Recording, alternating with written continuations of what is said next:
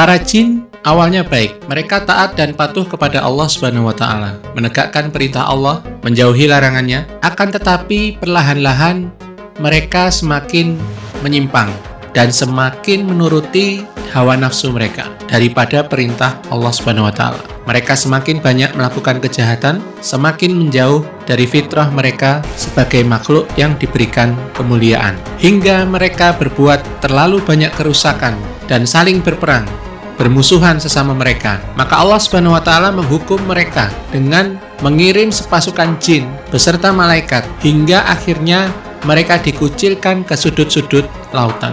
Pemimpin dari para jin ini adalah Azazil. Ia diangkat ke posisi yang tinggi atas perbuatan baiknya dan atas ketaatannya kepada Allah Subhanahu wa Ta'ala, kecerdasannya, dan banyak sekali keterampilan dan pengetahuan yang ia miliki. Kepiawaiannya dalam memimpin pasukan malaikat mengalahkan para jin yang membangkang.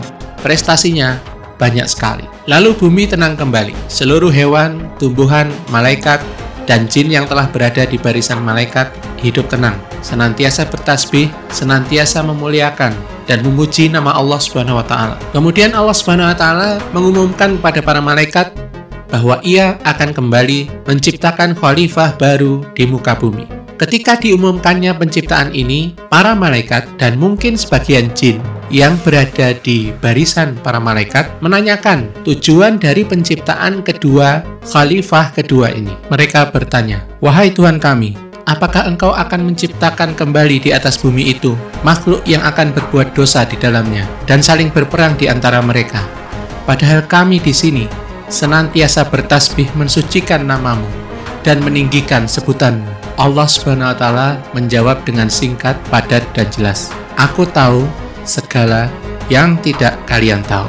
Ada beberapa makhluk yang setingkat dengan malaikat mempertanyakan tujuan penciptaannya, karena khalifah yang pertama berakhir dengan kerusakan dan pertumpahan darah dan permusuhan antara sesama mereka. Mereka tidak tahu bahwa ada hikmah tersembunyi di balik penciptaan ini. Mereka tidak menyadari kebijaksanaan terpendam yang ada di balik keputusan Allah Subhanahu wa Ta'ala, dan Allah akan membuktikan itu dengan perbuatannya. Sehingga terhadap pertanyaan itu, jawaban Allah adalah, "Aku tahu segala yang tidak kalian tahu."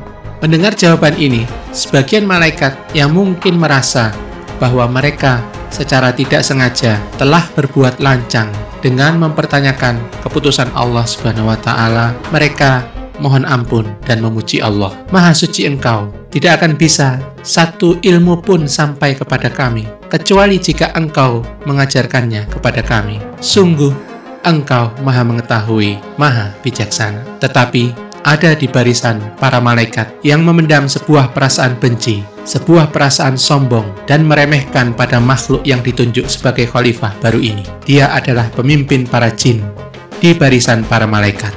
Konon, dia dikenal saat itu dengan nama Azazil. Kelak kita semua akan mengenalnya sebagai iblis.